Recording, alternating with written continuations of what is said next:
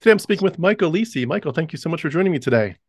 Yeah, thanks for having me, Tim. Absolutely. And just to give a quick bio for Michael, Michael grew up in Minnesota and Iowa and a few other places, but he now lives in Oklahoma City, Oklahoma. He's married with four kids, and they're almost the same ages as my kids, 9, 7, 5, and 5, two girls and twin boys. He's a marriage and family therapist, as well as a certified life coach. He's also a spiritual director. He grew up in multiple streams of evangelicalism. He was involved in several ministries. He was even a pastor for 13 years. And he currently works with people looking to leave or let go of their Christianity and the ways that it's harmed them. So that's what I know about you so far, but tell us more about yourself. Yeah, so I'm a marriage and family therapist. I love helping people and wanted to do it in a way that was clinically proven to work and also just gives me the space to help people work through their stories. My free time is limited because it's essentially chasing all four of my kids around. But my wife and I are big into board games. She got that out of me. I'm not a very active hard thinker by trade, but being married to her, she's an extreme strategist, and I've developed a very competitive bone. And it's funny, the thing that's like, this is the weird thing about me is we play all kinds of board games, but the thing I'm most competitive about with her is when we rock, paper, scissors to see who goes first in any game that we play. Like I have a visceral reaction to losing that I'm checking it myself every time. Do you ever do the Um, the Big Bang Theory one, the rock paper scissors lizard Spock?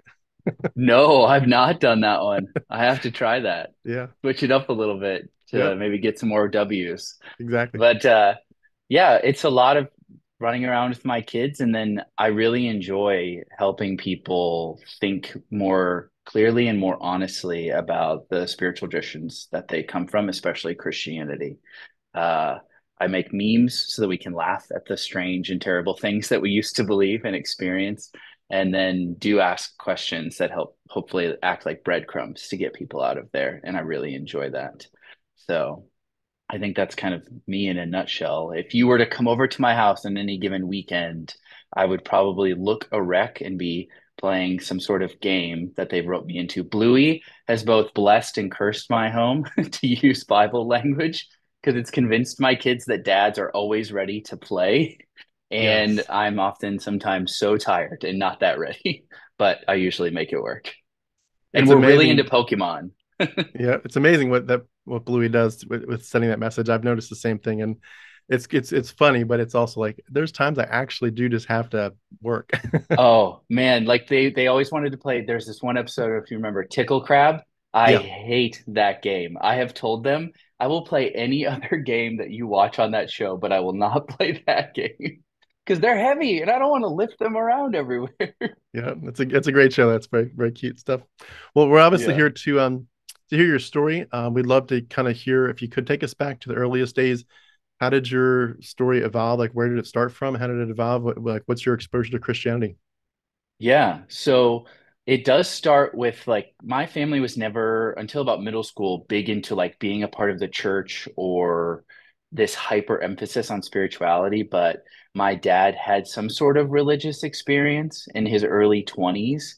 And that seemed to be this thing that like he would hold on to. And then at times as we got older, he would tell us things like Jesus is the Son of God and God loves you and talk about heaven and hell and God created everything. And so I grew up with this kind of nominal framework of, okay, Jesus is God and there's this world that he created and you have to be saved. But I really wasn't put in a position to think that I needed to believe or put my faith in Jesus.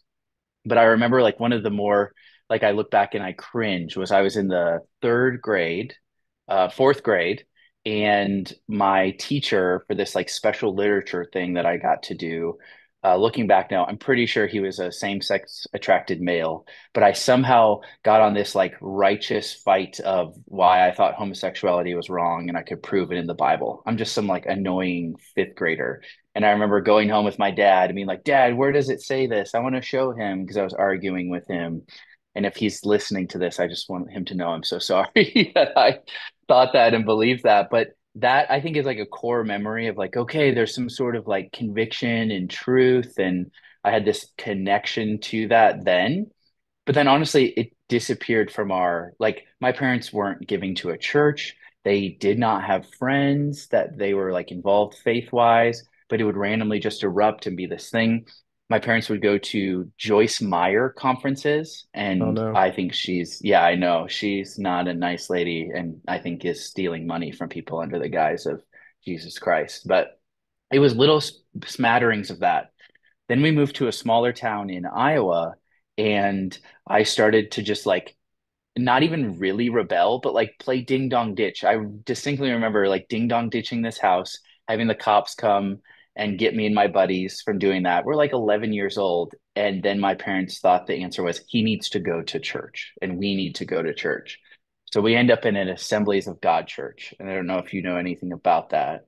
Very Unfortunately, yes. charismatic vein. Yeah, okay. Very charismatic vein. Like every Sunday, the one lady always speaks in tongues. She says the same thing, like emotionalism to an extreme. And like, I grew up a pretty hopeless romantic, very avoidant attachment style. So longed for these things, found a huge love of books, and the idea of myth and story were so potent to me. But then it led to this really unhealthy kind of alchemy for me in that context because I thought, oh, my emotions are God. And if I'm having this emotional experience, it must mean God is real. And I need to respond to that and dive into it. Also had a pretty big, I would say, father wound of wanting to feel special and significant and loved and cared for. And pretty quickly after joining the youth group, was given that as the lead pastor or the youth pastor, sorry, started to mentor me. So a 25-year-old single guy, I'm 14 at the time. He's like discipling me. We go out to lunch. He gives me rides home from youth group. Super nice dude. Just like I was like all in on the youth group thing, thought it was great. And I remember one night, my like I would call it conversion experience, freshman in high school, couple weeks into the youth group, had gone enough times to be like, okay, I'm interested, started hanging out with this youth pastor. And remember, I don't remember the gospel presentation, but what I can say is my understanding of the gospel was I was a sinner who had offended God, hurt God, and sinned against God, that I deserved hell, but that Jesus had come to save me from hell, that he was punished on the cross in my place, and that if I said I believed in him, he would make everything feel better. He would take all of my sadness away, all of my pain away. In that charismatic vein, they very much believe in like, oh yeah, everything bad is just gone. It all just feels better. And so I remember, like, if you could be in my mind right now, I remember sitting in the youth room on their altar, crying, and in my mind thought, these are heavy tears. Something heavy is washing off of me. It's coming off of me right now in this moment, and I'm saved. And then for the next like year and a half, I'm on fire for the Lord, which really meant just like battling the hypocrisy of being a hormonal, horny sophomore in high school and also wanting to be a part of this hyper charismatic youth group. Like, went to the church camps every summer, saw some weird stuff that if you want, I can get into and kind of talk about. Like there's always Holy Spirit night where they always think it's going to rain that night, and that the Oh time you wow. get to speak in tongues. Like I remember vividly, the pastor gave a sermon again. I can't remember, but he's like, all your youth leaders are going to stand on stage right now, and you're going to come up, and the minute you touch their hands, you're going to start speaking in tongues. And in the Hmm. moment, I'm thinking, this is required for me to have the baptism of the Holy Spirit. I'm supposed to want this, and I'm supposed to think this is good for me. So went up, did it, and thought I started to speak in tongues. Thought that I suddenly had this prayer language and I had like finally made it. And for me, as I even look back and remember in that moment, it was a place I was told I belonged. It was a place where I was given special attention, where I felt significant, where I was having these emotional experiences and these heightened just environments. Like, if only I had just gone to rock concerts, maybe I could have avoided a lot of that stuff. But for me, it was this hypercharged emotional place for a teenager where he was getting told messages that he was a world changer and powerful. And you feel special to be a part of this youth group in the middle of nowhere, Iowa. And for me, that was all the things that I needed, while also very much still living a typical high schooler life every other day, trying to wrestle with all those things because of stuff like purity culture. You know, it was essentially you can't do anything sexual to yourself or others until you're married. and am trying to fight that very um, at war kind of idea with the way my biochemistry was developing me and all of that. So a lot of the shame, a lot of the guilt, a lot of the confusion, all of that kind of wrapped up into a very emotional teenage high schooler's life Yeah. was a lot for me. It's amazing Um, too the dualism that you're referring to that comes in of just like the war of the yes. body, the flesh against the spirit, and how much you do feel like there's so many ways, whether it's sexual or just even something as simple as Hmm. you want to do ministry, and you think, am I doing this in the flesh for my pride, or am I truly doing Yeah. it truly just for the Lord and with humility? It's crazy how that gets so many of us that feeling, and you feel like you're like a Jekyll and Hyde of like, but sometimes I feel like the flesh is winning, and I feel like it might actually be the real me in some ways. And so Hmm. you get driven very much to create a facade of like, no, I'm good, I'm good. And especially if you're Yes. heading towards ministry, you have to have that facade. You can't let people know like you're struggling with certain thoughts. Absolutely. And I think for me too, that experience started a really toxic relationship with my own feelings when it came to religious experiences. Like I remember, you know, they say that a week at summer camp in like a youth ministry context is essentially a cult tactic to get you to join their cult because they Yeah. exhaust you, they keep you busy the whole time, they send you messages that essentially make you dependent, and then they offer you these heightened emotional experiences to convince you something is happening. Well, I remember the 2 or 3 times I went coming back, and I would legitimately cry almost nonstop for the first 1 or 2 days afterwards because I thought, like, oh, I miss that. I need that. I had to be there. And remember my parents just kind of being like, what is wrong with you? Like, why are you having such a hard time coming back? And at the time I was like, oh, it just must mean I have this deep heart for Jesus. And I think in some part I longed to have this connection to this being that I told loved me. But that's just so unhealthy to come back and not be able to function from a summer camp.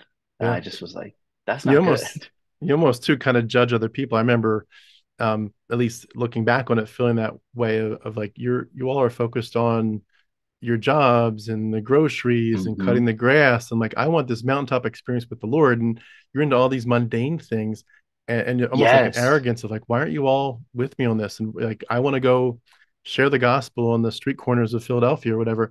And it's like, well, I have to work, I have to do this, I have to do that. And you feel like they're not serious enough. And if they were more serious, they'd be willing to do anything to share the gospel. And I think that was another driver, was this sense of like, do you not feel the urgency, not just of the draw to be close to the Lord with the intimacy that he Hmm. longs for, but also the fact that there's an urgency of taking that message out and sharing the gospel? And like, do you not care about people's souls? How can you Yep. let the things of this world be more important than eternity?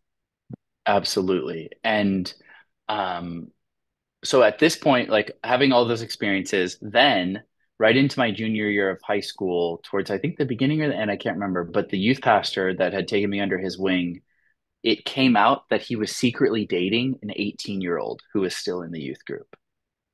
And he got fired. They kind of sent him away. And I remember having this like, God, if you really loved me, you wouldn't have let that happen to me kind of experience. And so walked pretty distinctly away from Christianity. I remember having a few experiences where my parents started to worry about that. They like brought me to their small group and had everyone pray over me and try to give me words to bring me back. I remember being in a church service because my parents wanted me to go, and having some guy come and sit next to me and him saying something like something about letting go.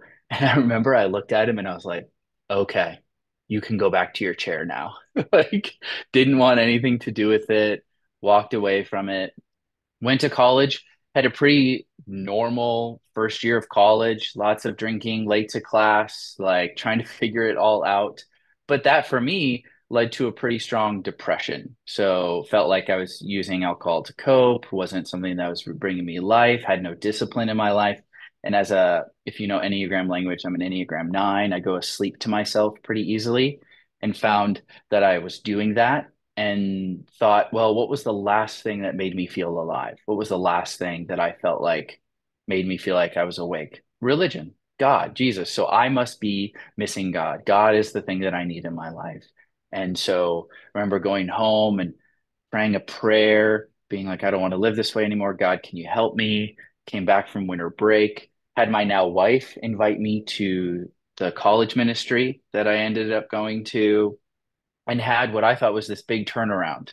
Like, okay, I'm caught up into this community. They all love me. I feel supported. It was kind of repeating that experience that I had in youth group again, but in college ministry. And look, there's this way to feel significant and important if a leader pours into you and if you get close to the pastor and if he disciples you. Had that happen, stayed there long enough to graduate and then become a youth pastor.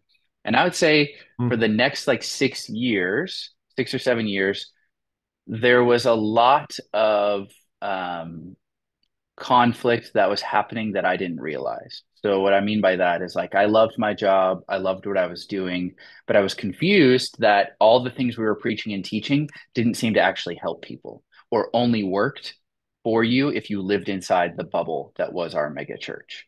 And eventually got really kind of, I think, sick of or ready to move on from youth ministry. I wouldn't say sick of, I'd say I was ready to move on. Felt like, okay, I'm like aging out, which is ridiculous because I was still only like 27, but felt like I was aging out of that, wanted to move on. Got into a huge fight with the lead pastor of our church at the time because he was trying to tell me that if I wanted to plant a church with our network, that he had to push my wife's anxiety that she had to the limit in order to really see if it would break her or if it would make us stronger and able to plant churches. And that's like canary in the coal mine, number one. Like all of a sudden, I look back now and I'm like, that's where some part of my always in line snapped out and never stayed in place again. So it's like if I'm on this train track from then on, there was always this bumpy ride that over time got so big that the train crashed. That was my faith in Christianity and my faith in being a part of ministry. Mm. But moved to a smaller town, became a college pastor, and in that network, you've arrived if you're a college pastor. Like you are cream of the crop, creme de la creme, top of the pile. You get adored by all these college students. You get to lead this cool, trendy white, predominantly white ministry. Like it was nothing that felt substantial or real the minute you stepped out of that culture. But religious cultures are so all encompassing that they almost blind you to the reality that it doesn't actually work that way in the real world.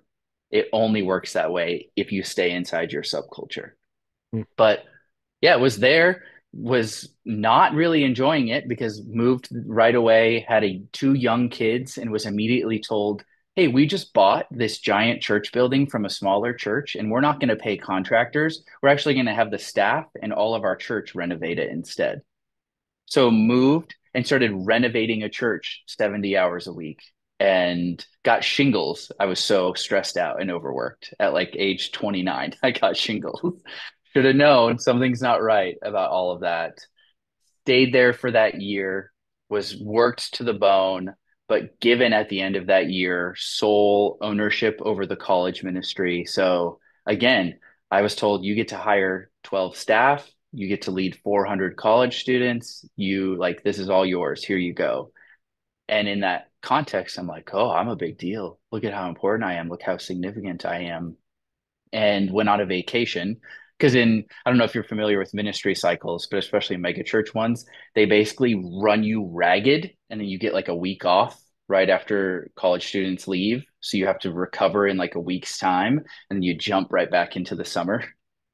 Nice. So yeah, I went on a vacation with my wife and started listening to these sermons and talks about just two thoughtful guys. They were named Mark Sayers and John Mark Comer. I don't agree with anything they believe now, but at the time they were talking about Christianity a way that was very different than anything I'd ever heard.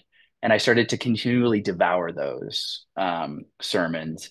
What it really was spiritual direction or spiritual formation, authors like Dallas Willard, if anyone's familiar with that, Yeah. mixed with a little bit of like Bethel Church's weird charismatic vibe. But I was Mm. so, again, raised in that hyper emotionalism, then put in a church where for those 6 to 8 years I was a youth pastor and college pastor, no Holy Spirit talk, no charismatic stuff, no religious experiences. And I think part of me was like, why don't we have those? I want those. I want something more experiential. Once I found it, it started basically a year of me continually pissing off my lead pastor because I would call out like, "Hey, why do we do this way? Why do we do this way? Why don't you do that? Why don't you do that?" Or being told you need to preach a sermon that says women can't be pastors, and I blatantly was like, "I'm not going to do that. I'm going to preach this sermon instead." Or just very much at war with that culture, which led me to a guy who was a pastor in Long Beach, California. We developed a relationship in kind of, I would say, violently leaving that church where I was a college pastor. They opened up a door for us to move out there to California, moved to California, and I'm going to skip a bunch because people can go into the details on all of this, but was immersed in this. I look back now, hyper abusive, charismatic culture where there's one leader at the top whose words from God matter the most. And all of us basically exist to continually fuel his ego and his dreams, but are never actually given the financial means to feed our families in Southern California, the capacity to do any of the work of actually helping people, and continually strung along by his charismatic personality and his seeming like connection to God. And I ate it up right away. I have a wife who we look back now within 3 weeks, she thinks, oh, hell, we made another mistake. Why did we move here? Wow. And she proved to be very true. Again, though, I have this tendency to call out BS when I see it. And so started pushing back on some of the abusive ways I felt like he was behaving and things they were doing, which gave them an opportunity to find a way to get rid of us very traumatically, very suddenly. And I was left with, okay, I just got hurt by another church. I was in an environment where church has hurt me before. The theology didn't work. I thought this was the answer, a whole new stream of theology, a way of doing things. It didn't work. And for the next 6 months, I essentially was like, I have to decide whether or not I believe in God or if I'm never going to like survive because it was so integral to my worldview that I was like, what do I do now? You know, my entire identity was built on the Christian ideology. Even if I had changed theological streams, my job was wrapped up in it. I didn't get a real degree, I got a ministry degree. All of my job experience, like I tried to get a couple jobs right after that fell apart in California. And every answer I got was, well, you don't have experience. You don't have experience. Like your degree doesn't translate. And I'm like, yeah, a master's in Bible shouldn't translate to sales or recruiting or like, and I needed to find something other than Whole Foods or a grocery store job because I had so many kids and had to figure this out. And we thankfully had incredible in-laws who were willing to help us kind of in this transition period. So I started marriage and family therapy master's program. And then in the meantime, started to devour every piece of theology, uh, I don't know, books, podcasts, lectures, everything and anything I could to basically answer the question, does God exist? And does he have a good answer for why my family's experienced all of this suffering? And that actually broke me wide open to go, I can't just think of my suffering anymore. And that's a really big part of my story that I think is important is I realized, and I believe this is true, that Christianity really only works if you're the main character, like you, Yeah. the individual. Because if you're already saved, it actually psychologically allows you to not be that worried about anyone else who might be going to hell. It doesn't actually uh, encourage you in most cases to go and do something about the sick or the hurting because you're just self-preserving. This works for me. I don't have to think hard about how it works for someone else. I don't need to have a good answer for why you're suffering because the answer that I have works for me. And because that answer didn't work for me anymore, it opened me up to realize I don't think there's any good answer for why they're suffering in the world or a way to finesse God into that, at least the omnipotent, all powerful God. Like, immediately, no, I have no room for that God because none of it makes sense. And Mm. there, I do not believe that everything happens for a reason. That's like a big thing. I know some people believe that. I think that that is horribly offensive to so many people who are in real situations of such intense suffering because I don't think that there's reason for everything. I think some things are just chaotic and terrible in the world. And the last thing they need to be told is, well, this happened for a reason, because I don't think there is one. Yeah. And I could go on about that forever, but that was like, I tell people it's like a snow globe. I lived inside this nice little Christian snow globe, and it felt nice and the snow was great. And that experience in those two churches in a span of 4 years broke that wide open. And I was kind of aware of, wait a second, I don't just live in a basement, I live on a planet. And this whole planet requires me to have answers for their experiences too. And so fell into the stream of people like Richard Rohr. He's Hmm. a very universal Christian, but even some of his ideas, like he calls God the great allower. And I'm like, that still is super problematic. I started working with clients and patients while getting my degree, encountering suffering. I started learning things about like human psychology, just the way the brain works. And have you heard of the adverse childhood experiences kind of exam that you can have for No, I don't think I people? have. So it's this thing that they've developed, the largest homeless rehabilitation or gang rehabilitation ministry in LA. It's called Homeboy Industries. They have this ACEs score. It's the adverse childhood experiences. So it's about 10 questions. And depending on what you answer, they can almost predict the IQ capacity that you'll have, the mental awareness that you'll have, the cognitive functioning that you'll have, the ability for you to reason in certain ways. All that to say, they can prove that certain experiences can limit your ability to function. So that alone, I was like, wait, so then how could God literally say to people who can't cognitively do it, I believe in you, or I have faith in you? Or when you realize they predict there's like 117 billion people that have ever existed. So you're telling me that 2,000 years ago, the truth about this existence showed up. And if you don't get that worldview exactly right, or if you don't believe in that, then you suffer forever in hell. I'm like, that Mm. means most of human history is suffering right now because they never heard the story. Yeah. They never heard it at all. And then I started plucking at things like biblical inerrancy. I was confronted with, oh, yeah, that's genocide. Numbers 31, Moses tells people, hey, go destroy all the women and the children, but keep the virgins for yourselves. That's sex slavery. You have to do something with that. And I no longer could accept the answer, God's ways are higher than my ways. I had to have a good answer for it. And the answer that I found that ultimately makes sense is people were writing that story and it had nothing to do with God.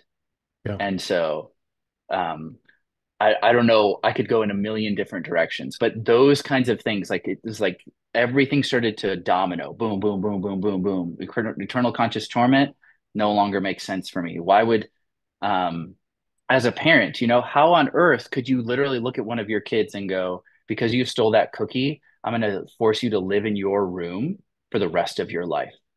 That's insane. That is sadistic. That is not loving. And so all of these contradictions suddenly came to place. And I felt sheepish because I was like, how come I never thought about this before? What was it that kept me from actually asking if logic played a part in any of my beliefs? And once I feel like you introduce the reality of human suffering, you take seriously someone else's experience, and then you try to lay the truth claims of Christianity over it, if you want it to be literally true or how the universe works, it breaks almost instantaneously for me. It's Mm. not good news for everybody. And it ultimately means we live in a horror story if that framework is true, in my opinion. Yeah. I love the point you're making. I can relate to a lot of them.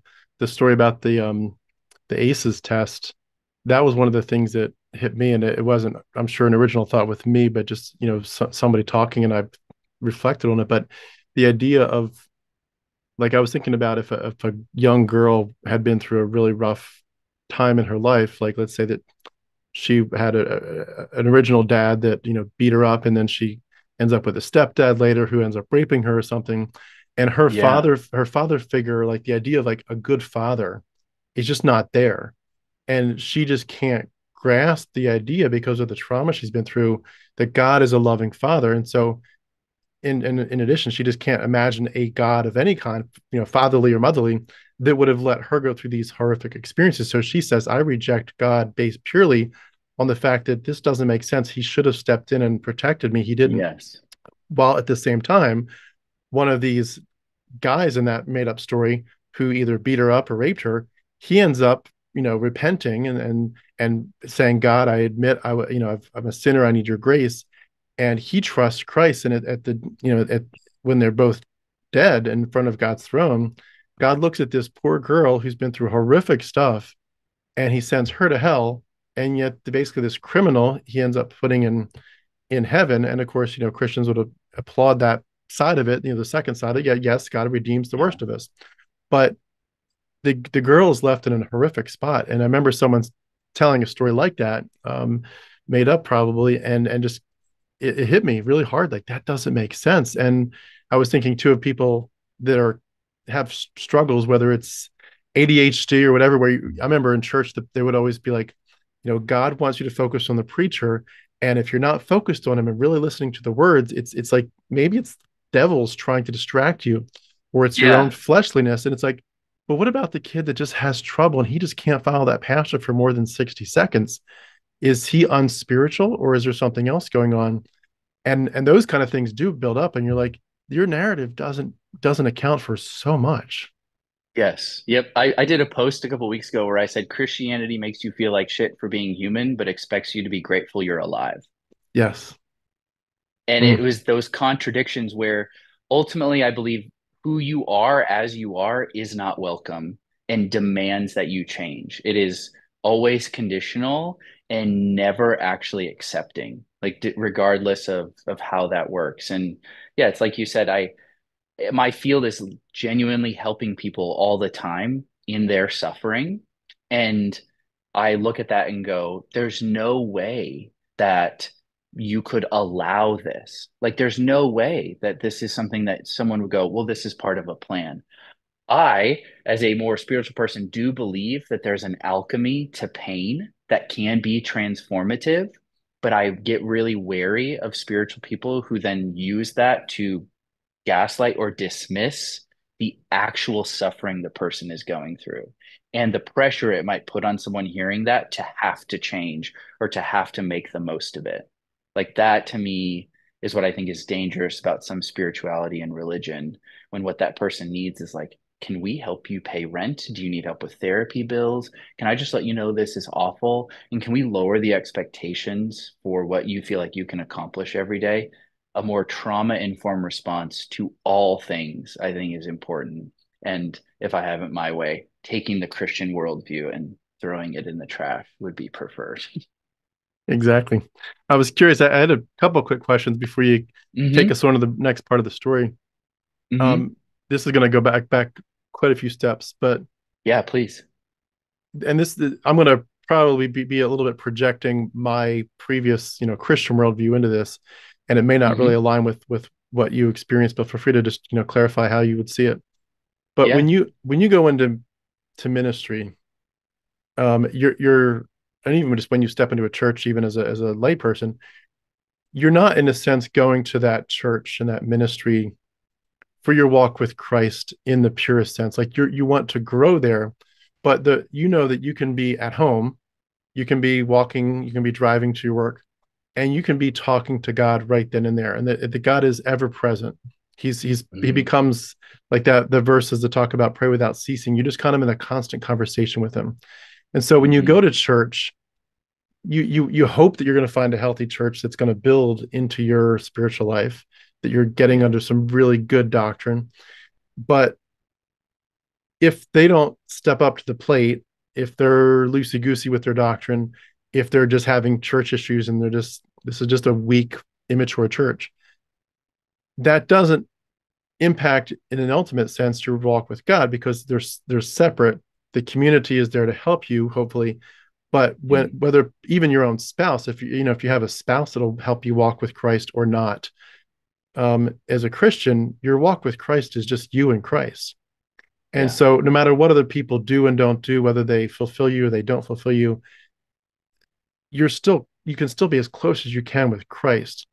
And it's when you were talking about your story, the one thought that kept coming to my mind was, what were you doing behind the scenes in your heart as you were not just Mm. the angst of God, this church is hurting our family, this church is making bad decisions for the whole church community. But in that context, what were you doing to say to God, despite their poor choices, despite their toxicity here or there, I want to grow closer to you no matter what I Yeah. see. Like, it's almost like Hmm. even to the point of the Job story, like, God, you can give and take away. I will bless your name. I will only Hmm. continue to get closer to you and to praise you for everything you do or don't do in my life. Um, Hmm. it sounded like there was a sense in which what these church leaders were doing to you or not doing was very much impacting your personal walk with Christ. Is that fair to say? And Yeah. how did you relate to that? And Yes. was there like an inner core at least at some point to say, I don't care what you all do and don't do, I'm tight with the Lord. Like my Christianity Yeah. is not based on you, it's based on the word of God, and it's based on the cross. So that's a great. So when I left I call them covert Baptists. So it's a network called the SALT Network, and they're funded by the Southern Baptist Convention, but they like to not talk about that much for obvious reasons. Um, but that transition. So what had happened is I spent 6 days in the hospital with one of my sons. He had issue where there was fluid pooling too quickly here because he had been vacuumed out, and during that Hmm. time, my lead pastor and others essentially abandoned us, like never came to visit, never really helped. And my lead pastor was like, I still expect you to be at work, even if your son's still in the hospital.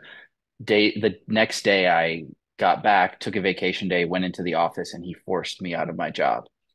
Super traumatic, very confusing. But in that instance, I had this other relationship with this pastor from California, and I thought that I had found the true way to follow Jesus, that I was hearing from him.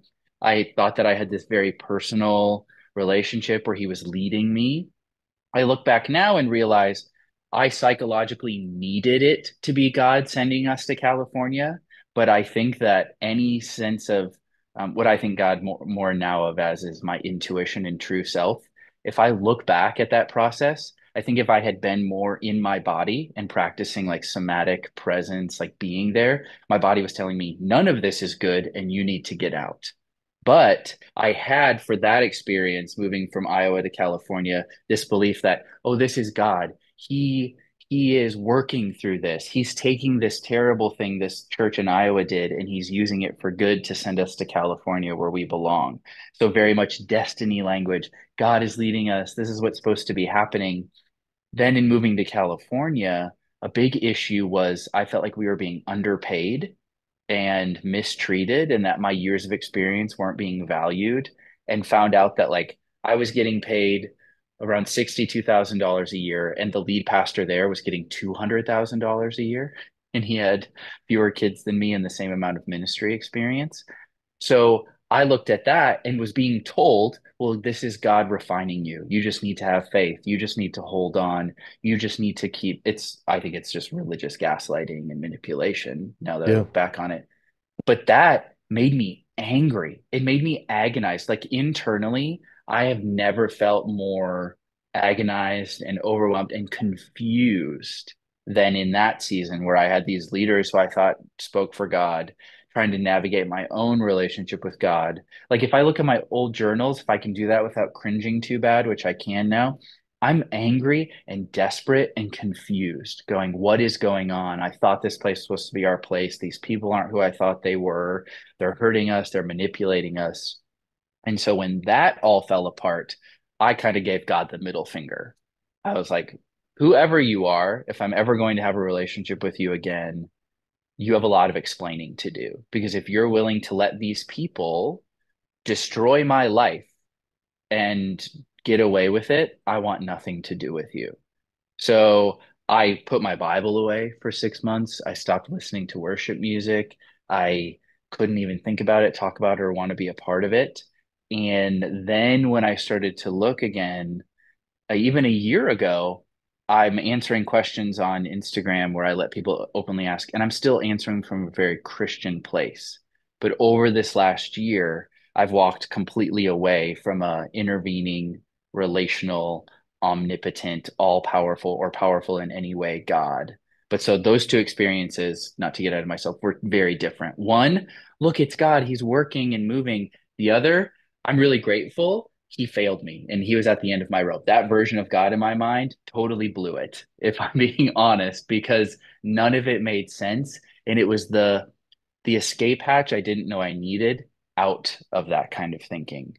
But at that point, after the California thing fell Hmm. apart, I was like, I'm done with you.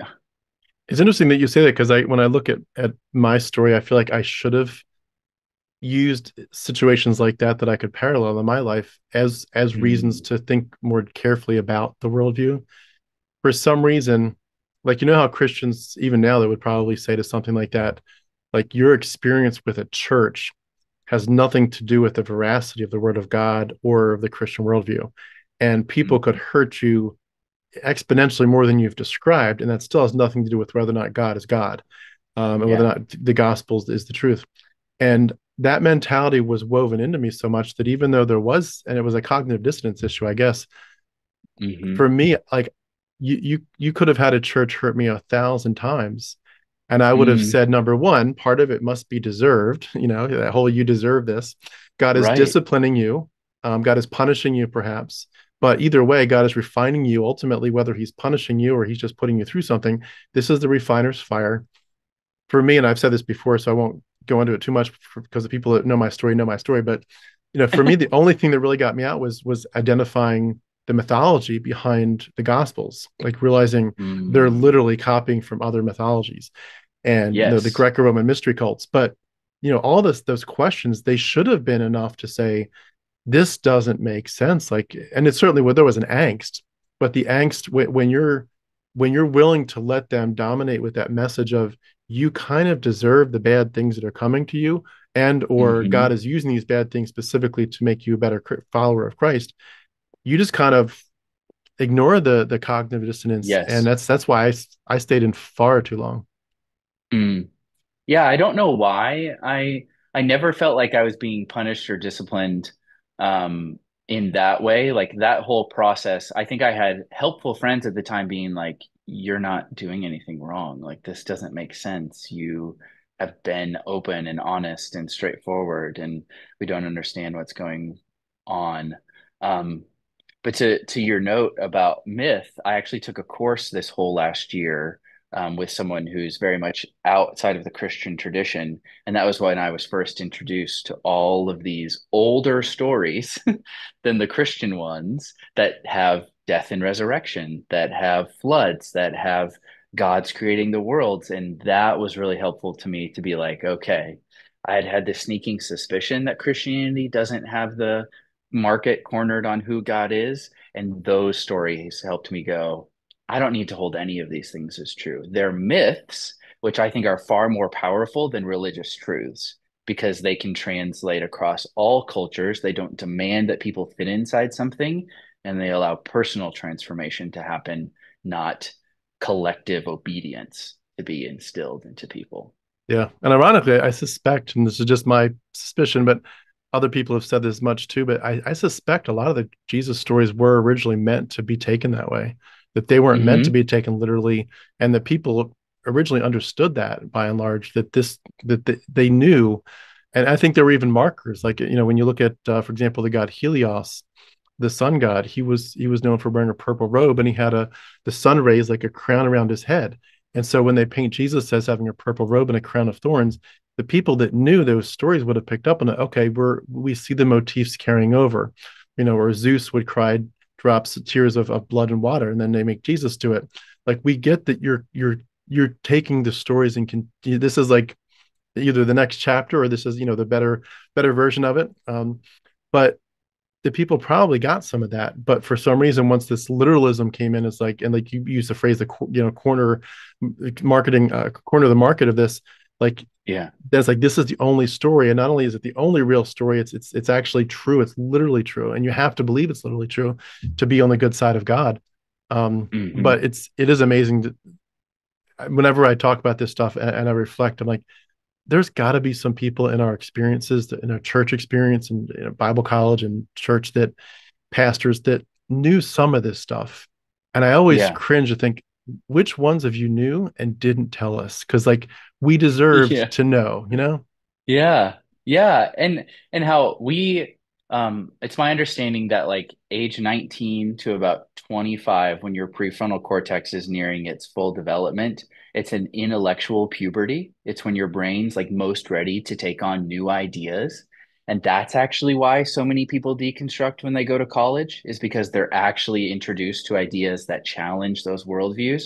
But I was in cultures that said, don't give them new information, don't explore other ideas, just stay here and be afraid of anything that could potentially break your faith.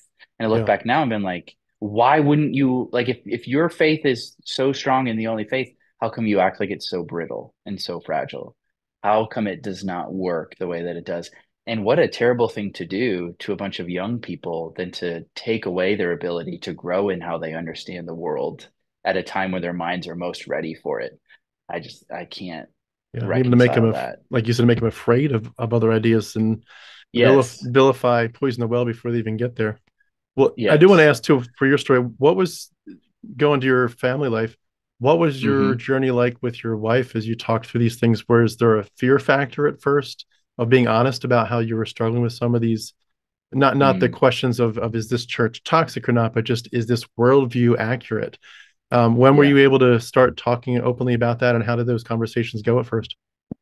Yeah. So right after that experience in California, my wife, I'm pretty sure, spent 4 days in bed.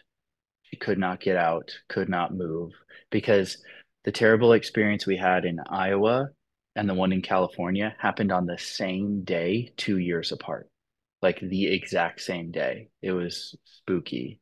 And so for her, it was, what do we do? We have no hope. There's no way forward. And even those first few days after, I was scrambling to try to find, like, okay, well, do we go to another church? Do I try to still be a pastor? And I'm so grateful for my wife because she told me, I'm never going to church again. And if you choose to be a pastor, I will never attend your church. She's like, I understand you may have to do that because you think it'll make our family money, but I will not ever go to one again. And I'm So actually, she was deconstructing before you. she was, but she wasn't saying God's not real. She was basically saying, I'm done with the church and I'm done with organized religion. Gotcha. So it wasn't so much her relationship or understanding of God. It was just, I'm not doing this anymore. I'm done with communities like that. And I followed suit a little bit after and then began to, like Sonic the Hedgehog, like when he powers up, and then bursts off. That's the speed at which I then began to devour voraciously as many books, podcasts, lectures, teachers as I possibly could, to just try to figure out what I actually believed and if I could still believe it.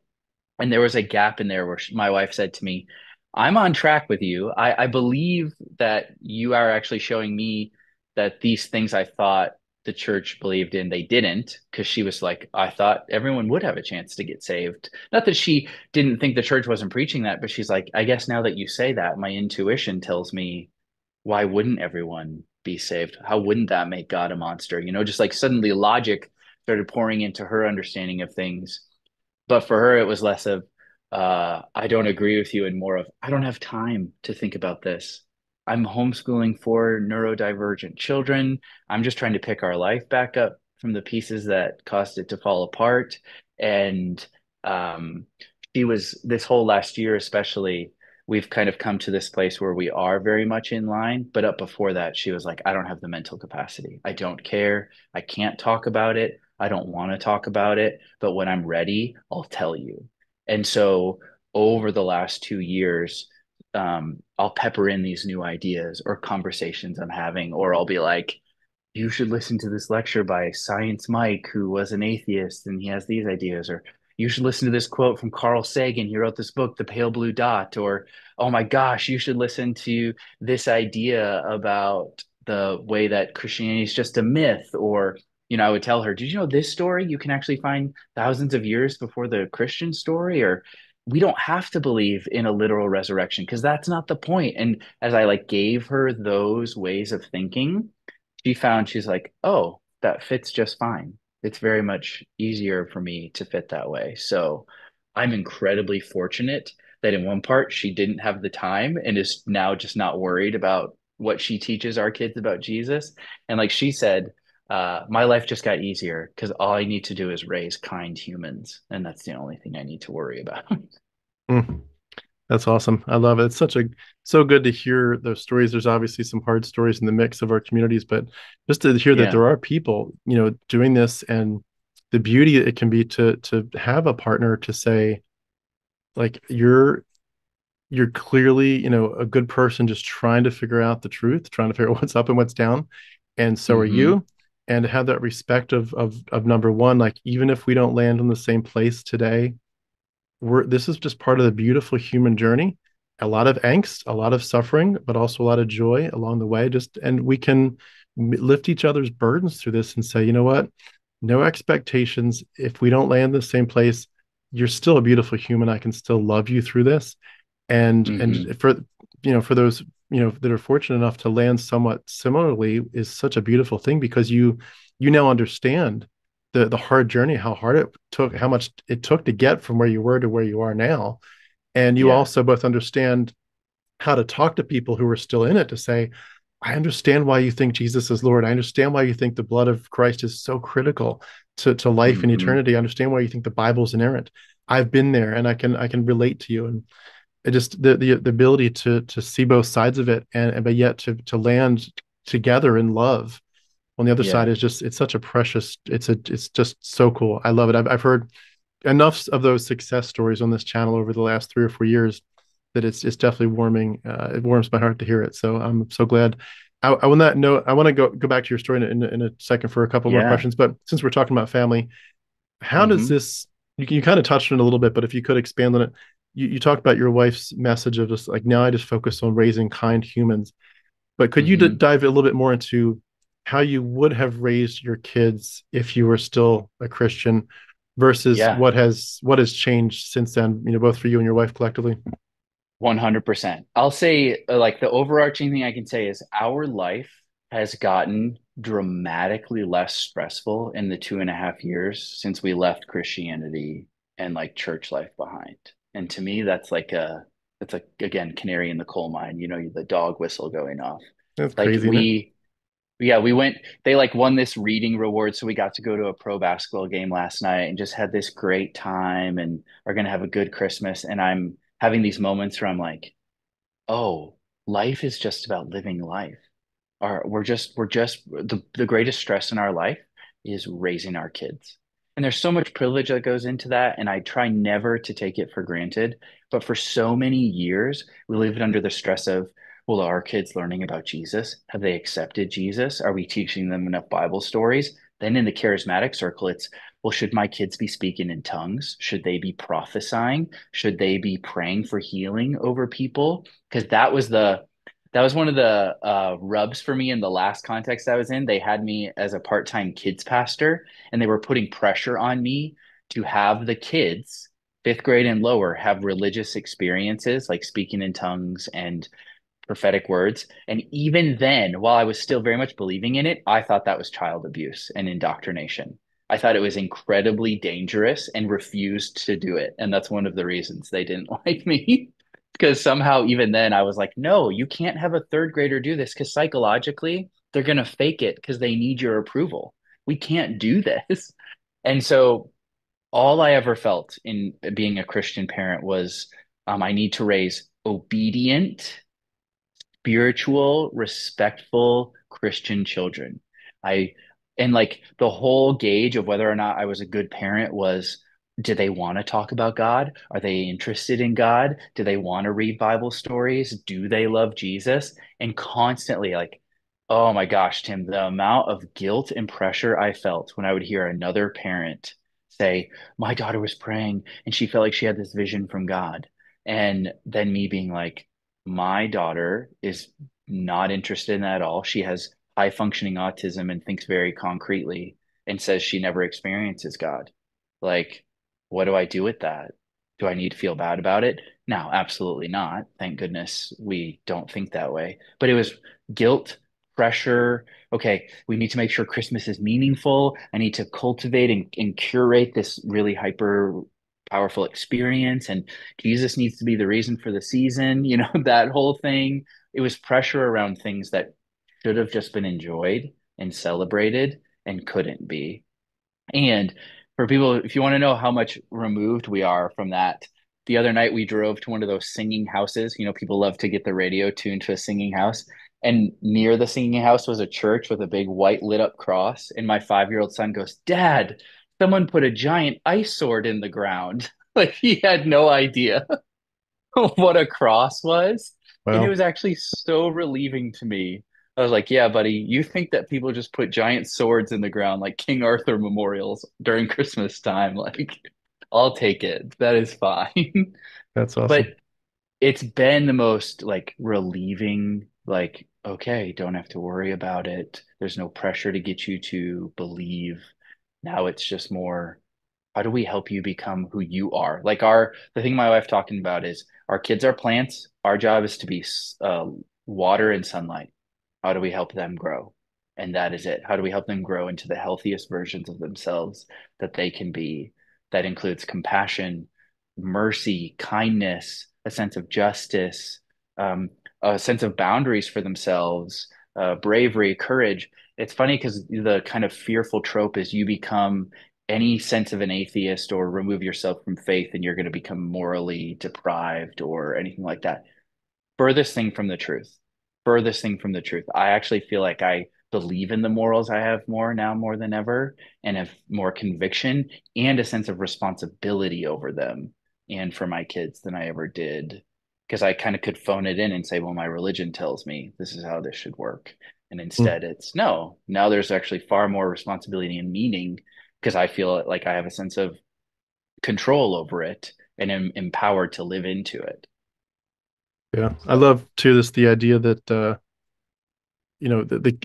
the freedom that kids have from some of the worst parts of it, and I think we would probably both could reflect on the idea of sin and just telling kids your hearts are wicked and you deserve. It's not just that there is a hell, but you deserve it. And when you look at I think a lot about the Roman Catholic, how they'd have a lot of icons and statues where you, if you were a kid in their church, you'd literally see Jesus, with the sword in his side and the crown, and the statue that yeah. you'd kind of pray to. But to send the message to kids, do you see like this is actual human torture and it's your fault? Like someone had to Mhm. be tortured for you. You're that bad. And the freedom of telling kids, of removing that from a kid's childhood and just saying, like, yeah, you make bad choices like we all do. You need to grow in wisdom, but that doesn't make you a sinner. And Yes. it's so beautiful to remove that from a kid's childhood. Yes. And even I was talking with my 6-year-old about that the other day. Because my in-laws, they're super respectful of our journey. My mother-in-law's kind of come more my wife and I's way in all of this, but my father-in-law still very much clings to that. He's in his late 70s. He's so respectful about it. He's not pushy about it at all, but they like to do these devotions in the morning. And I've told my kids, like, you can definitely go sit in there with them. But I've told my in-laws too, if anything mentions hell or tries to say people are wicked, I need you to turn it off. And they're totally respectful of that and they don't do that. But my 6-year-old was like, why do some of those things you don't want us to listen to? I was like, well, a lot of the Christian worldview says that when you die, you either get to go to a good place, heaven, or a bad place forever, hell, and you have to stay there forever. And she goes, that's not fair. There's no way that's true, is it? And I was like, that's right. There is no way that's true. And it doesn't work that way. And it was emotional for me. Like I had to go sit in the bathroom for a second to realize she now has the chance to not grow up with that psychological specter haunting her of, am I going to go to hell when I die? And can potentially have the freedom to just live right here, right now, which is what I think we all deserve to some extent if we can have it. Yeah, yeah, and arguably, when you do have those bad messages, it really does steal your ability to just enjoy your life. When Hmm. you look back at your personal journey, where not the parts of all the public conversations with your family and your people that you used to do ministry with, but just you alone, before you with the God character, which we know is mythology, but when you were talking to God, was there a sense towards the end of this process of an internal angst to the point of a couple things? And if none of these are accurate, maybe just fill in what if there was an angst, what angst was there? But the angst Sure. of for a lot of us at the end is like, God, look, this doesn't make sense, but I just know in my heart of hearts that you're there. I've felt you. I've felt you 1,000 times. I've seen you do miracles. At least I think I have. I think I've heard your voice. If you're there, you must be bigger than these questions. Please show up big. And then the other flip side of it I was going to ask about is the angst when you're over those questions and you're kind of like, I don't think anymore that that's reality. Mm, I think I've been talking to myself this whole time. I think yeah. Yahweh is mythology, and you're basically out. What were some of the angst of like, oh shit, I don't get to go to heaven, or like how did you Mm. land on the afterlife and just seeing people that had already passed? What were those two sides of that coin in terms of angst for you? Yeah, so it was terrifying to let go of the doctrine of hell because it's a foundational principle that's instilled through fear. And so, becoming a therapist, you learn a lot about neuroscience and you realize that the minute fear is introduced to a person with an idea, your IQ drops by half. So, like that fact alone Oh, makes me go, okay, so when we're telling people that hell exists and then offering them a way out, they're not even at their full capacity of cognitive ability when making that decision, according to science. What God would design a universe where the only way to get saved is to not actually be fully functioning? That didn't make sense to me. So when I was worried about hell, but then learned that idea about fear, I realized it works in two ways. One, when I try to think about this, fear is almost suppressing my ability to think about it fully. So I had to read tons of books and listen to tons of lectures. And the more I heard one arguments for Christian universalism, I was like, okay, this makes way more sense. But then even more than that, the more I just encountered the reality of the human experience and how many people have existed, I thought to myself, there's no way, there's just no way that our finite, like the billions of things that are out of your and I's control when it comes to the life we live, where we were born, the decisions we make, and what we did or did not believe or do not believe now, it's so out of our control that there's no way that it would be fair or just to then hold me responsible forever for bad decisions I made here and now. And that's not excusing them when they're bad or heinous or what we may call objective evil. But to me, it's like, how is that okay? How is it something that makes any form of sense to me? But that would be the war of like, yeah, but the fear would dominate my ability to think about it. Then I would bring in reason and logic and really think about the reality of the human experience. And for like 6 months, that just warred at me, warred at me, warred at me. And then I had a mentor say to me, the Western world teaches us to colonize and dominate our ideas and our minds. And Western Christianity has swallowed that fully and convinced you that you can feel certain about something that no one knows anything about. So you need to let go of your ability to colonize this idea and lean into more of what you actually experience and you see other people experiencing. And it was literally just like it was similar to a salvation experience. It was like just this angst lifted. And sometimes it'll creep back in, and try to mess with me. But the more that I've leaned into that, I've been like, oh, I don't have to worry about that. That's not part of this. mm, And I think that realizing again how many people have existed and how awful tragedies really are, or, it's the classic like God saved my house from the hot fire, but the three neighbors around me burned down. There's an author, John Eldridge. He wrote a horrible book called Wild at Heart, where he literally wrote a book on prayer and boasts that he prayed and his house was the only one that didn't burn down. And I'm like, what? What kind of a God would only intervene to help one person because he prayed, but be totally fine with the ruin of everyone else around them?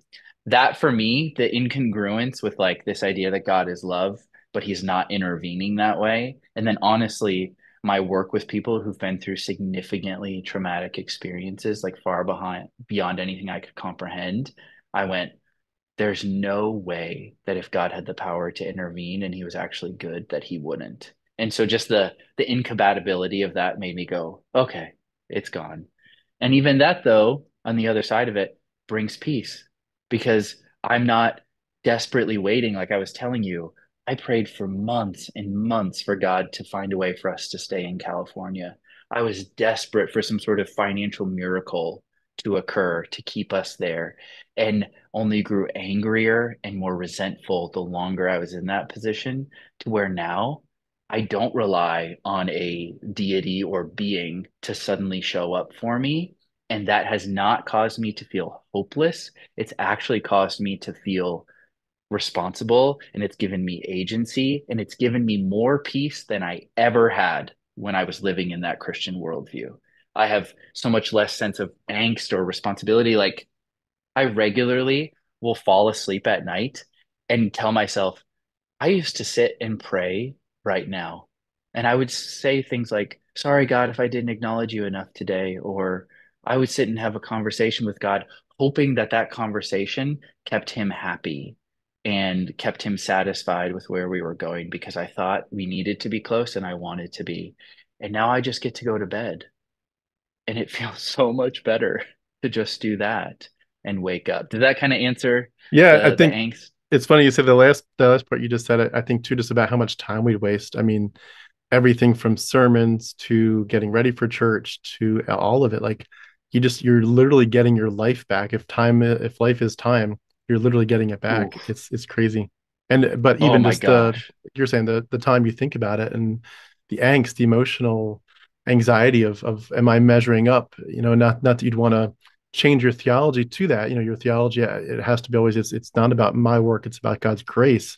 But Hmm. even though that's what we assent to verbally, it feels like it's got to be about what you actually do, and work out your salvation with fear and 100%. trembling, and faith without works is dead.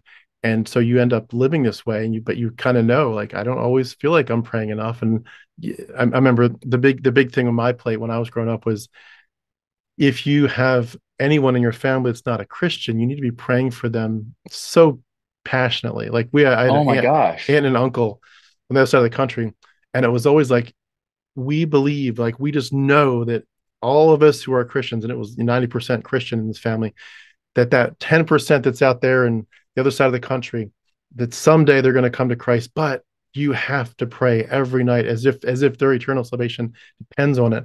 And just that angst of, oh my gosh, do I not, I forgot to pray yesterday for them. Do I not care about their soul? And you Yep. question, do I even, like, how inhumane am I for not caring about Yes. someone's eternal soul? Yes. And that to that point, actually, I had an aunt and uncle who helped raise me for a time when I was a very small baby. And like this uncle, I'm literally wearing his belt that he gave me once because I was headed up to some dinner, forgot a belt, and he goes, here, just take this. He bought me my first car. I lost a key once when visiting him, and in the middle of the night, he went and got a new one cut for my car. Like ridiculously generous people. About 12 years ago, this aunt, like if I smell Ivory soap, I instantly think of her. Incredibly hospitable, generous, kind, wonderful people with no faith background. She got a horrible brain tumor about 12, 13 years ago, and it over time just wiped her out. They both got sick with COVID and passed within days of each other. And that was one of those like break open moments. Really, because they didn't pray a prayer, aren't going to be in heaven. Like they're now in hell, even though they were more generous than most Christians I ever knew, more open, more loving, more full of life. Like I just had to jump on that because that was one of those things that broke that idea wide open of just like, There's no way. They were more Christ than most of the people who claim Christ I've ever met. It didn't make sense. Yeah. Yeah, my and the aunt and uncle I'm thinking of, they were better parents, arguably, than all the Christian parents I knew. They were more loving and caring. It's amazing. I do want to Mm. ask the other part of that original question, the Hmm. afterlife. How did you deal with Mm. losing it? And did you want to live forever? Do you still want to live forever at all? Do you struggle with the fact that that's gone, or do you feel like there's possibly still something out there? How did you land on that? Yeah, I actually, it's funny. Even when I was little in some form of like Christian or believed there was a heaven, I would go to bed at night telling God I didn't want to go because I'd rather just go to sleep and be done. I didn't want to live forever. Like even at age 8, I had existential dread and was like, forever is too long. This is too much. I'd rather just go to sleep and stay asleep. Um, so when I thought about it, I was like, well, if something happens, I now believe that it's good, and that it's not going to be bad, which gives me peace. But ultimately, if nothing happens, that's fine too, because in one life, there's far more than enough that we experience and go through that I would be very content to call it a day and be done. And Hmm. so I was joking with someone I was talking with on my podcast, and we both joked, what if when you die, you just end up in a room with a folding table and some red cups? You drink one, and there's a lady at the desk. You go, what's next? And she just says, I don't know. I've never been. You'll have to wait till your name is called. So maybe that's what it's like. Whatever it is, I don't have enough concrete views or have investigated enough of other ideas of what that could be. And I find that it's a waste of my time because I already believe that it will be good or it will be nothing. Two options I'm very happy with. And all that that offers me then is what I have right in front of me. So letting go of heaven actually allowed me to live in the present, and letting go of what I thought the afterlife would or wouldn't be actually put me here, because what I found is Christians are more nihilistic than they lead on. They Yes. think, well, this life is actually semi meaningless and life really doesn't begin until later. I'm like, that's nihilism. You think there's low meaning in this world and that it's just semi meaningless. That's nihilism in a funky, remixed Christian way. And Yeah. so for me, my view has become very ambiguous, very content with either option, ultimately knowing because I can't be sure of what's there, I can be sure of what's right in front of me. So I'm going to stare longer into my 6-year-old's eyes. I'm going to push them on the swing 3 or 4 more times, and I'm going to pick them up every time they ask before they get too big to not want that anymore. And that for me is like the peace that I live in. Hmm. That's awesome. I was going to say too, when we were talking earlier about peace, that it's amazing. I would ditto what you said about just so much more peace on the side of it. And I've asked a lot of people over the couple of years of doing this, and just about everybody. I think there's maybe one or two people that said we're contrarians to it, but almost everybody has said like, yeah, it's the peace is amazing. It's almost immediate, but even if it's not Mm-hmm. immediate, it's very soon after, and it's ridiculously crazy better than all the peace. And Mm-hmm. for me, I tell people I had more peace in the first hour than I did, I think, in 40 years as a Christian. It was crazy, and I think it's just Yeah. once you realize this whole thing has been a deception, like that Mm. knowledge that you've been Mm-hmm. living in a dream slash nightmare, you've been living in a prison, and you're suddenly Mm-hmm. free, and you could have easily gone to your deathbed still in that mental prison, like, oh my Mm-hmm. gosh, I'm free. Like that freedom is just overwhelming. It's a beautiful Absolutely. beautiful thing. Yeah, I've never felt less stress than when I kind of left all of that behind. And Hmm. it's made me more curious and more open to what could be, but even more curious and open to the people around me, because they're no longer projects to try to get into heaven. They're no longer Yes. people I have to avoid or be afraid of. I now feel far more open to the experiences and lives of other people and things I get the chance to encounter now, whereas I never had that mindset when I was a Christian. Yeah, you stop seeing them as a like I gotta get you saved. Like, you know, Yeah, no, and I I was don't. bad at it anyways. I was like, I think evangelism is just a weird form of like objectification, and you use Yes. people to get some sort of thing accomplished or the product of salvation. You don't actually care about the person. And Yeah. so once I could let go of that, I was like, oh, we're good here. Yeah, it's like a notch in your belt. I got somebody saved today. Um, Yeah. I did want to ask as we head towards a wrap up. My first Yeah. question: you focus, we talked about it in the bio, on people that are looking to leave Christianity or let go hmm of it and the ways it's harmed them. hmm In your work as a therapist, could you talk a little bit about any recurring themes you've seen along the topic of religious trauma or healing hmm or people reclaiming their identity? Is there anything that kind of pops up over and over as you reflect on the conversations you've had over the years? Yeah. So, couple things. One, purity culture seems to have left an indelible mark on almost everyone who grew up in the Christian tradition. And it's created a very complicated and often painful or toxic relationship with intimacy with partners and other people. It creates this sense of shame over your own desire to be with another person, and then your fear around sending mixed messages. Like I find a lot of the female clients that I've worked with, they have this intense anxiety around social interactions with the opposite sex simply because they were programmed to think that they're these harlots who are constantly tempting and you don't want to lead a boy on and you can't ever do that. And then I'm big into Carl Jung, and I believe whatever you resist persists. And so, for a lot of people, the more you resist your sexual desire, the more it persists and grows. And that's why it can become an addiction for some or find itself like that's one of the reasons I believe we see so many horrifying sexual scandals of that nature in religious institutions is because it's so repressed, it's so resisted, and that actually allows it to grow in the shadows and become something mutated and not just given the way it's supposed to. So purity culture has been a big one. Your understanding of self and sexuality. Another one is people don't know how to trust themselves and they naturally find themselves untrustworthy. And so a lot of my work is getting them down into that intuition where they realize no, like I was always for me. And if I had just known that, it would have gotten me out of a lot of these bad situations. And that's why I'm always a little envious of people who are like, I was 17 and questioning and didn't think that was right. And it led me out early. And I'm like, oh, if only I had been you and not an Enneagram 9. Like that would have been great. But a lot of helping them trust themselves. And then um, helping people let go of the need for approval in the things they choose to believe. I think that religion, especially Christianity, it wires you to abdicate your agency. It tells you to give up your ability to think critically, to have your own sense of truth, and give it all to your religious leaders and the institution.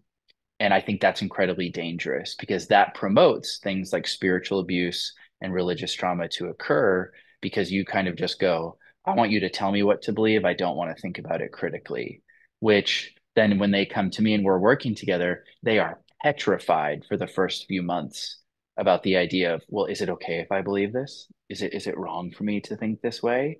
And helping them see like you get to decide that.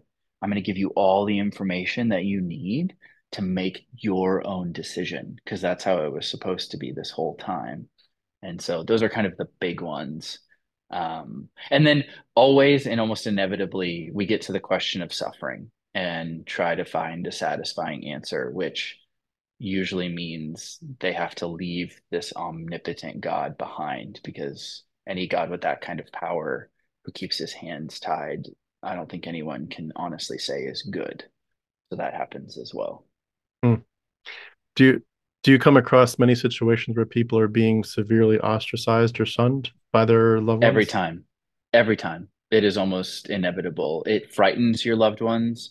Um, a lot of it though is I think one, we are incredibly tribal. You know, when we were early in our evolution, we said strength in numbers, and if I belong to this tribe, I have a higher chance of surviving. We haven't outgrown that. Look at the political landscape. You know, like we know this is true.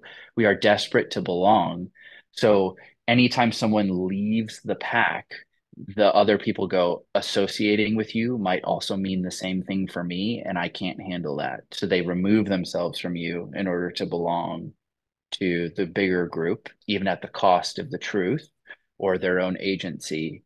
And it's just really like liberation is frightening to anyone who's still in a prison. And that's what I think. Like, I know it's extreme to say it, but I do think traditional Christian belief is more of a prison cell than people are willing to admit. And a lot of times they yell at people who've left, going, you're trapped, when they're actually the ones saying that from behind bars. And they would rather stay there. One, because they just don't know, they haven't been confronted with it. Or, like I said, they need to belong. That, like, almost like just deep animalistic need to survive takes over in that moment. And they unfortunately ostracize even close family because of it. Hmm. On that note, do you ever find marriages that are, unequally yoked at that point because one person is deconstructing and the other person is most emphatically not? And Yes. do you see any positives that come out of some of those conversations where they eventually can come to a common ground, or is it more likely that they're just going to have to, go separate paths? I have only recently heard of one, and it's a friend who has recently walked away from deism or theology of any kind. And her husband's a very progressive liberal Christian. So it works, but it's becoming complicated as they raise children. And Mm, so it's like this new added stress. I find that a lot of times, if there isn't really intentional therapeutic work that's done to help them see that that religion wasn't the only thing keeping them together, it can be very complicated. Like, unfortunately, it does have a lot of unhappy endings in those cases. yeah. Um, yeah. Mm, But sometimes I've heard of stories where the spouse actually goes, wait, you don't believe in God and you're still really loving and really kind and really generous and for me. And that allows them to drop the veil of that religious indoctrination and see that it may not be all as true as they thought it was. mm, So that yeah. happens sometimes. It's so interesting to me in this process how for every different person, it's a different secret sauce. Like for some, like I said, for me, it was mythology, and I almost nothing else would have even come close to deconverting me. The mythology Mm, was the only thing, but it was the like gangbusters. It totally changed it. For someone else, yeah. it's you see someone dying of cancer in the hospital, especially at a young age, and it's like there's no way there's a God. And for someone else, it's something different, and for someone else Right. it's church abuse. For someone else it's totally it's like there's dozens of things it could be and variations of it, Yeah. but on the same length, it's like when you're in that interpersonal relationship, you kind of hope that there's some inroad that you can make where you could say, let's at least acknowledge that I'm not the devil incarnate for believing, Yeah. for refusing to believe these ancient mythologies, and that there is more to this conversation to be had. I think what's really hard Hmm. is, and you mentioned the word progressive, which I think there's definitely a much greater chance or a hope for a marriage like that. But I think when you're in that Yeah. ultra conservative fundamentalist, every literal word is the truth. There's no error in the Bible. The earth is 6 to 10,000 years old, all that stuff. Hmm. Um, Hmm. you get someone that's in that and they're very insulated and they've been insulated for decades. You cannot talk to them, and it's very sad, 100%. very sad. Yes. 100%. Well, I know we need to wrap up shortly, but could I ask, could you finish this off by maybe plugging your podcast? How can people find you, and what would they find when they do look up your podcast?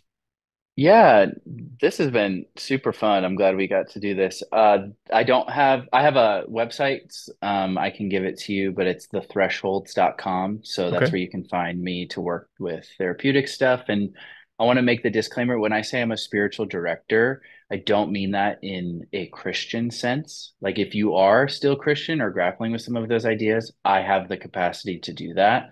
But I'm more about helping you make meaning and using a lot of things from Joseph Campbell and Carl Jung. So the idea of the cave and the shadow and really exploring kind of what spirituality you want. I kind of help you shape that based on where you're at.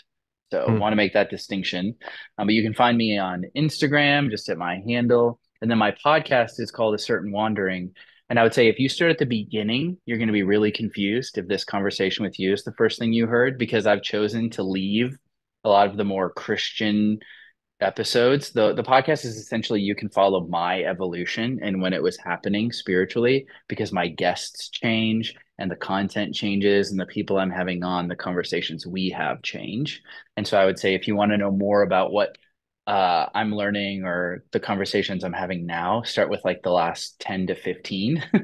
That would probably be less confusing for you, but you can do that. And my goal is just to keep having conversations that push people outside of the traditional bounds of Christian faith and teach them that it's safer actually out there and they don't have to be afraid of it. And so, yeah, just trying to have conversations that remove boxes and parameters and walls and open people up to make their own meaning and Hmm. do the things they want to do with their spirituality or lack of spirituality. Yeah. I love it. Great stuff. Great stuff. Well, I will have all the links for these things beneath our video. So everyone, please go like and subscribe and all that. Check out the great work there. Michael, this has been great. I so appreciate your time today. It's great to hear your story. Great to get to know you and become your friend. And just want to Hmm. say, you've got just some of the insights you brought up today are priceless. And Mm. for the people that are really in the throes of this, that are they're still kind of grappling, I think it's going to put some words to maybe some of the feelings. People we all have these feelings of what's happening to us, but to actually have concrete words to say, yeah, that's how I feel about this. I felt that several times, and I really appreciate that. You're very articulate with your work, which is awesome. I strive to be Thank more you. articulate than I am, so I appreciate people like you that kind of push me to get the words more accurately about what's going on in our hearts. But I appreciate too that you're open about just some of the painful parts of this, because for so many of us, Mm. it's not this is not just cerebral. Like, yes, there's some cerebral parts like the mythology studying Hmm. process, but for a lot of it, it's very much a painful journey, and for some of us, it's still very much just as painful in some ways. And it makes you Mm. into a poet of sorts because you're just like you got to get it out somehow. But Mm. the acknowledgement that this isn't just about the yes or no, am I a Christian or not?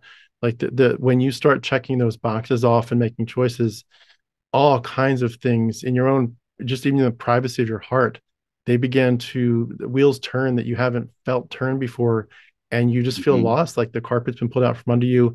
And to acknowledge, like, it's okay. Is that what's that? Is that Coldplay, or I forget who's saying it, but it's okay not to be okay.